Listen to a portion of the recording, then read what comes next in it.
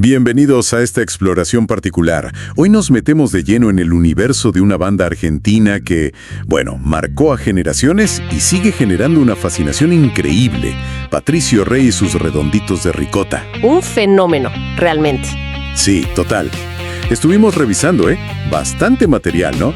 Entrevistas, crónicas, documentales, para tratar de entender no solo la historia, sino el mito, su impacto cultural que fue enorme.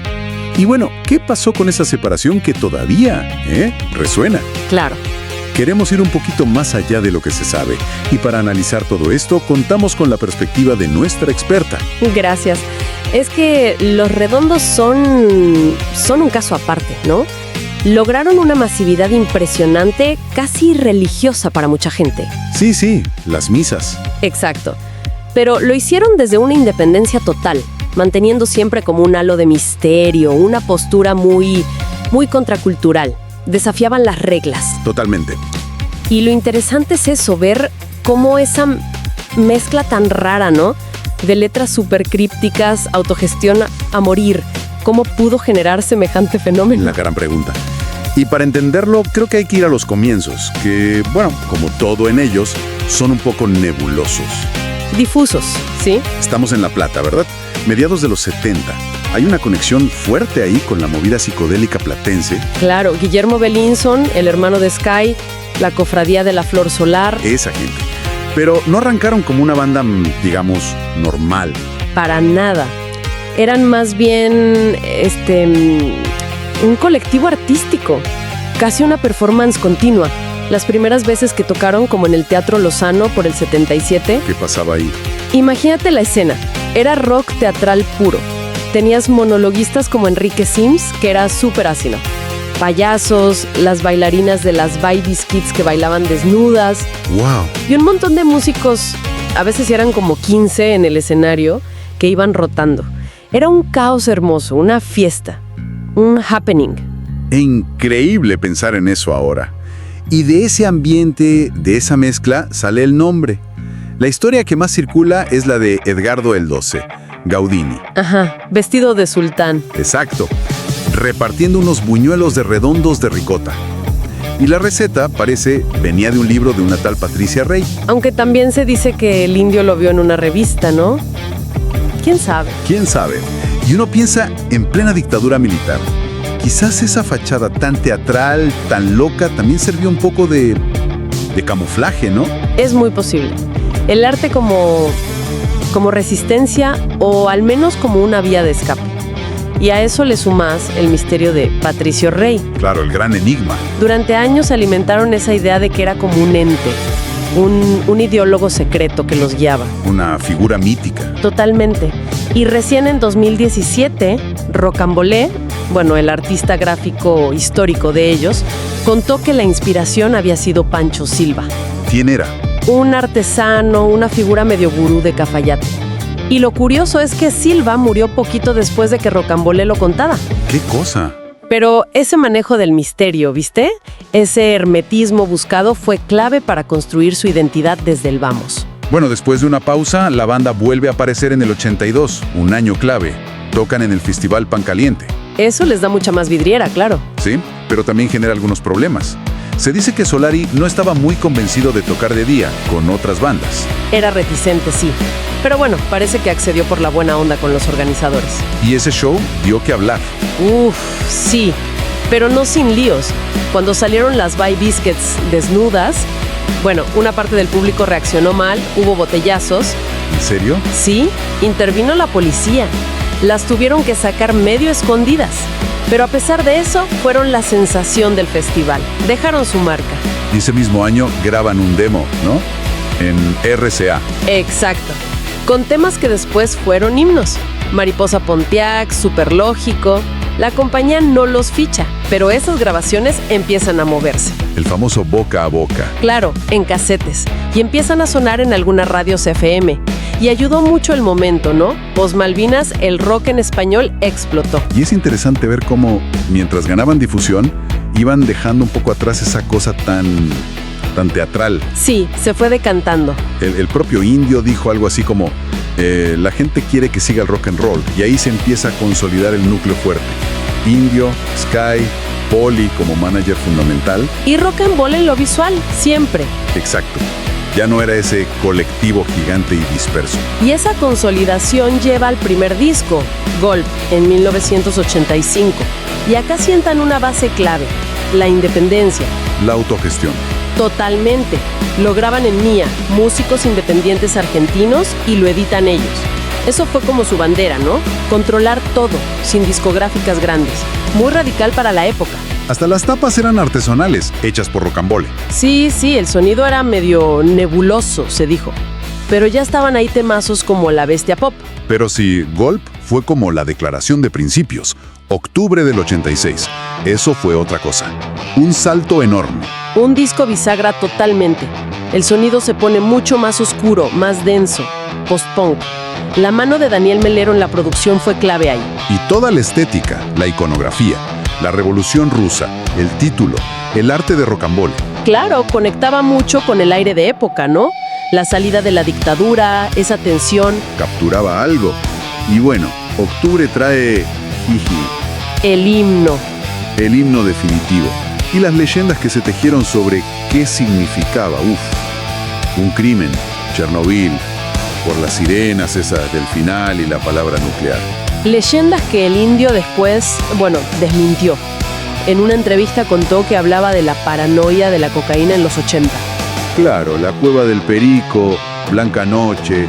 Es bastante claro si lo miras así. Sí, pero es llamativo cómo prendieron las otras historias, ¿no? Casi como que la gente necesitaba encontrarle otros significados. Es parte del mito redondo. Las letras daban para todo y ellos nunca aclaraban mucho. Eso alimentaba la cosa.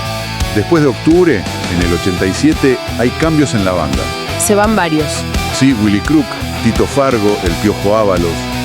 Y entran Walter Sidotti en la batería y Sergio Davi en el saxo. Queda Sky como única guitarra. Y eso cambia el sonido un poco, ¿no? Más crudo quizás. Sí, se endurece un poco. Y con esa formación graban Un Bayón para el Ojo Idiota en el 88.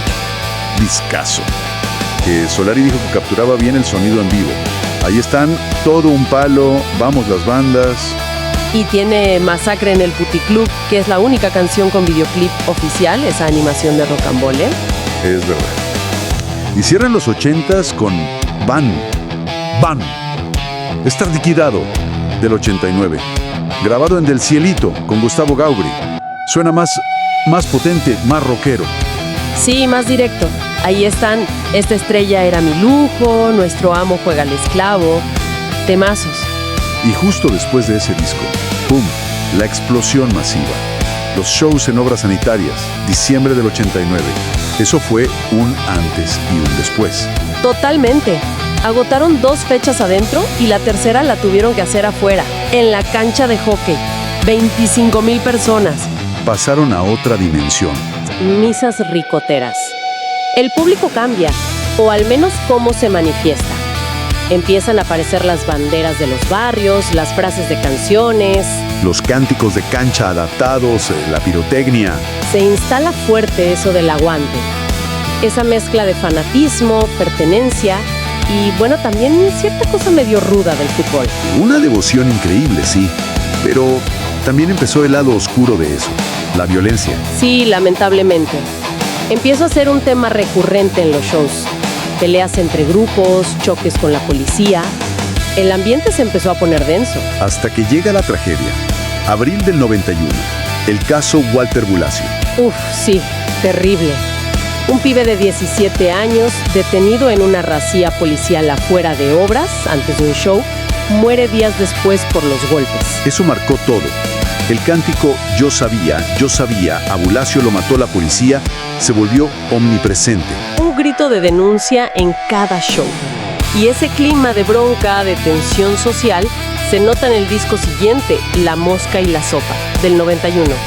Hay temas como Fusilados por la Cruz Roja, que parecen hablar de eso, ¿no? Resuenan fuerte, sí.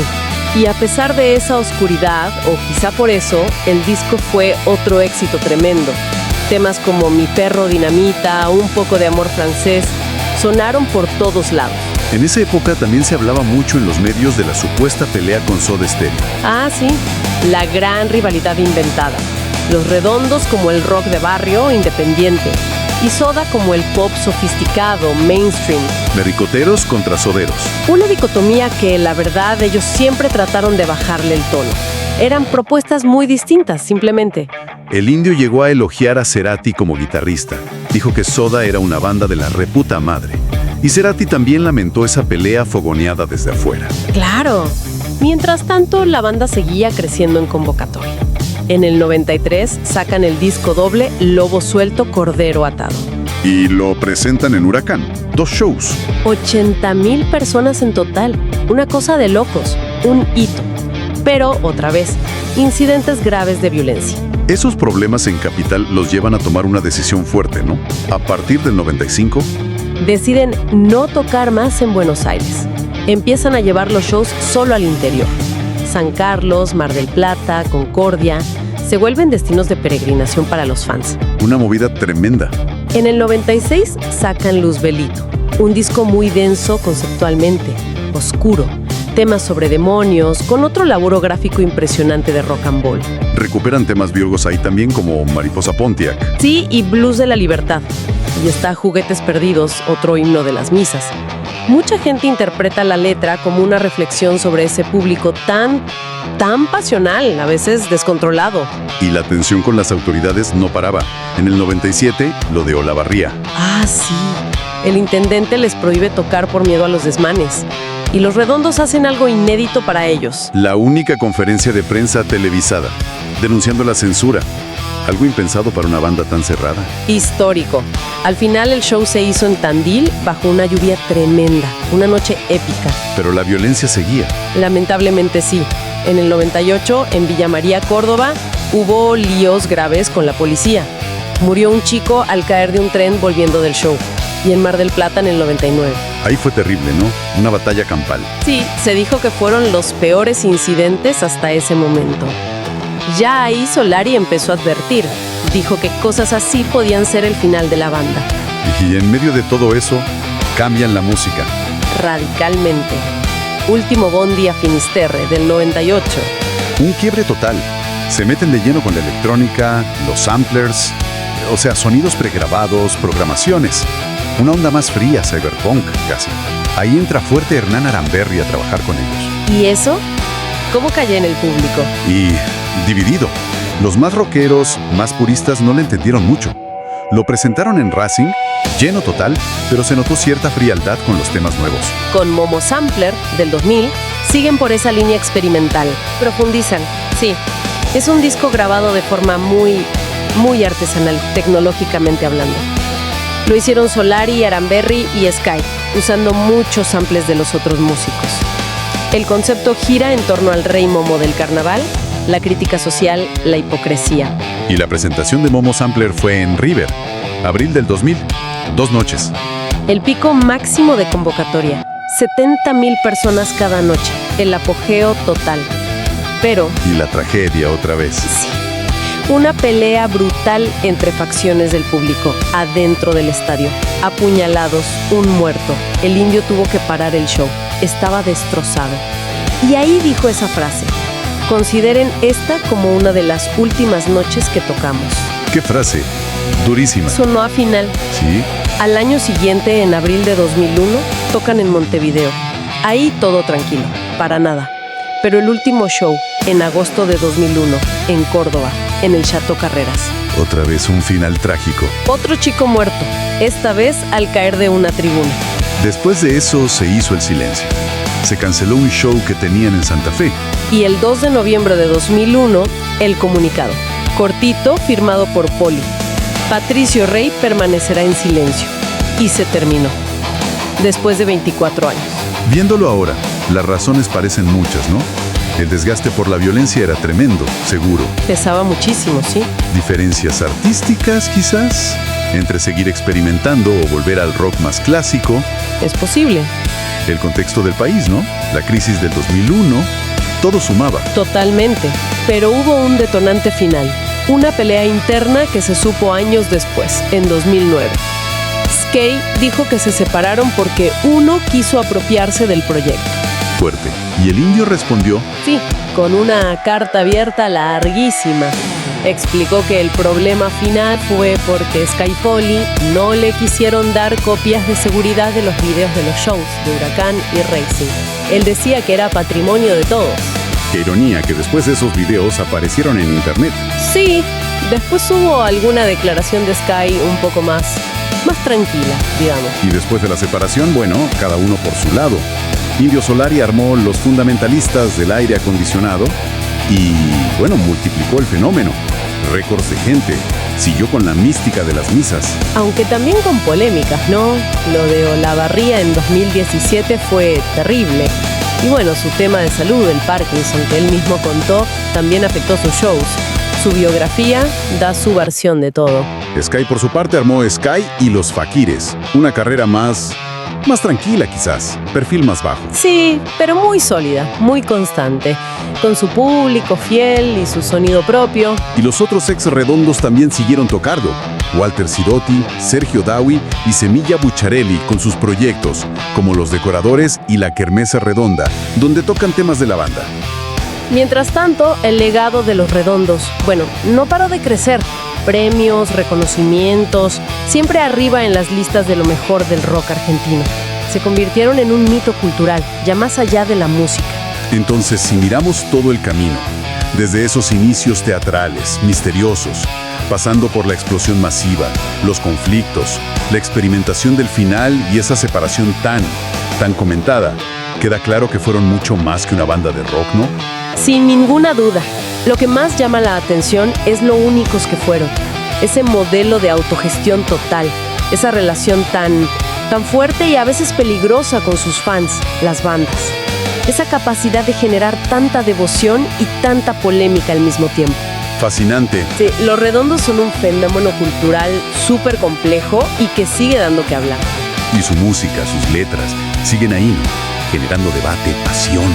20 años después del final, siguen siendo increíblemente relevantes. Totalmente. Y eso me deja pensando en esta época que vivimos, ¿no? De hiperconexión, redes sociales, donde todo se sabe, donde el misterio es casi imposible. Y la independencia artística está tan complicada por la industria. ¿Qué cosa? Si hoy podría surgir un fenómeno como Los Redondos, con esa mística armada desde el silencio, esa autonomía tan radical, esa conexión casi física, tribal con la gente. O fueron quizás algo irrepetible, un producto de su tiempo, de un contexto que ya no existe. Es una muy buena pregunta para quedarse pensando. Gracias por acompañarnos en este análisis profundo de Patricio Rey y sus redonditos de ricota. Un placer. Hasta la próxima.